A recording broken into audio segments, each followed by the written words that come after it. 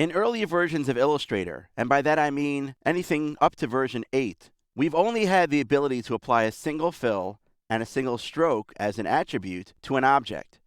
It's only in version 9 and forward that Adobe added this capability to have appearances, meaning multiple fills, multiple strokes, and also live effects, be applied to objects. In fact, when we're working inside of Illustrator, there are two ways that we refer to objects that have appearances applied to them. When an object has a single fill and a single stroke and no effects applied to it, we refer to that object as having a basic appearance. However, once we start adding multiple fills and multiple strokes, once we start changing the stacking order of fills and strokes within an object, and once we start adding live effects, those objects are referred to as having a complex appearance. So inside of Illustrator, an object either has a basic appearance or a complex appearance. In this example here, I have an object that has a drop shadow, a rounded corners effect, and two strokes. So obviously, this shape right here has a complex appearance applied to it. Now, if I wanted to, I can come over to the Appearance panel, and from the flyout menu, choose an option here called Reduce to Basic Appearance. This would now, when I choose it, reduce the object to have no effects applied to it, and leave it with just a single fill and a single stroke. So my object now has a basic appearance. Likewise, I can also click on this button, which says Clear Appearance. This would obviously remove all fill and stroke attributes. See here, they're all set to none. But I'm going to press Undo 2 times to go back to my original shape here, because there's yet another way to reduce an object from having a complex appearance to a basic appearance, but without it losing its look as it appears right now.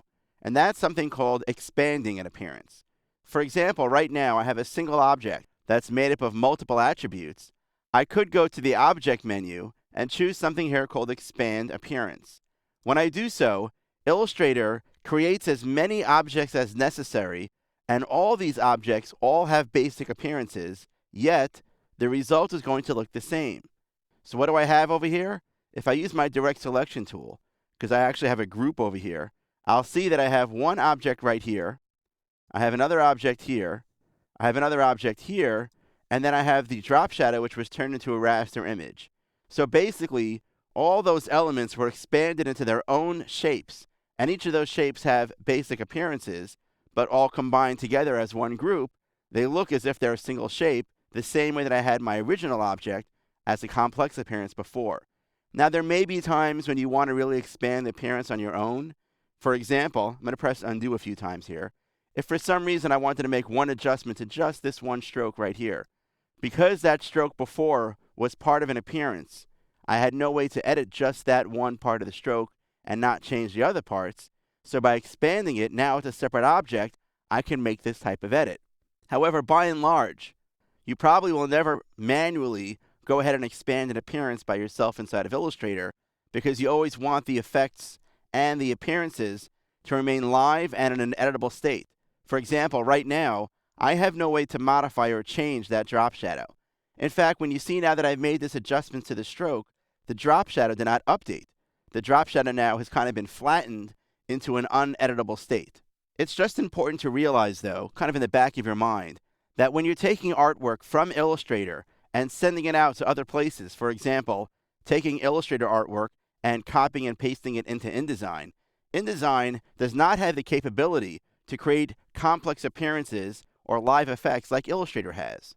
Now, you want your art to maintain the same appearance, so what happens in the background is that when I copy an object with a complex appearance from Illustrator, and I then paste it into InDesign, that object automatically becomes expanded so that it looks correct inside of InDesign.